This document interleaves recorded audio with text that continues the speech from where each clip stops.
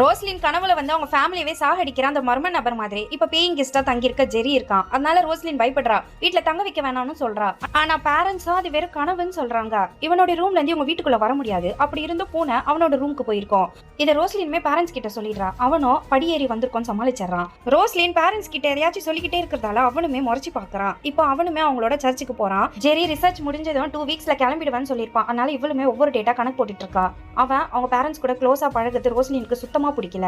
இவங்க ஃபார்ம்லயே இப்போ ஒரு முயல் இறந்து போயிருக்கு. இதுக்கு முன்னாடி எந்த அனிமல்ஸும் இந்த மாதிரி இறந்திருக்காது. அதனால ஜெரி மேல சந்தேகப்படுறா. ஜெரி அன்னைக்கு நைட்டு சாப்பாடு எடுத்துட்டு வரான். அது ரோஸ்லினுக்கு ரொம்ப பிடிக்கும். அதனால அம்மா சாப்பிட சொல்றாங்க. ஆனா அவ்வளவு சாப்பிடாமலே போயிடுறா. அம்மாவும் பொண்ணு கோச்சிக்கிட்டான்னு சொல்லி இப்போ அவங்க போன் எல்லாம் கொடுத்து இன்னைக்கு நைட் நீ வச்சுக்கோன்னு சொல்லி சமாதானப்படுத்துறாங்க.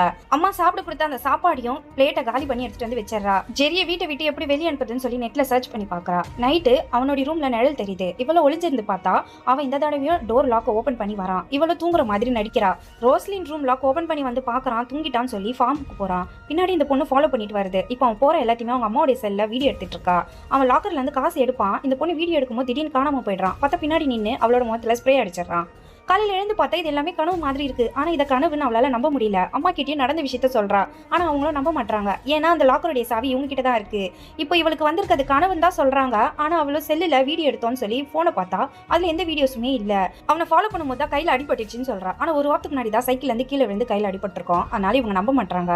இப்ப ரோஸ்லின் வளர்த்துட்டு இருந்தா பூனையும் இறந்து போயிருக்கு. இப்ப அதுக்கு இறுதி சடங்குல பண்றாங்க.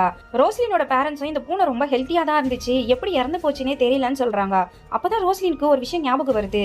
ஜெரி கொடுத்த சாப்பாடை இவ சாப்பிட்டுக்க மாட்டா, பூனைக்கு தான் போட்டிருப்பா. அதை சாப்பிட்டு தான் பூனைக்கு இப்படி ஆயிடுச்சுன்னு அம்மா கிட்ட சொல்றா. இப்ப ரோஸ்லின் சொன்னதை கேட்ட அவங்க அம்மாக்குமே ஜெரி மேல சந்தேகம் வருது.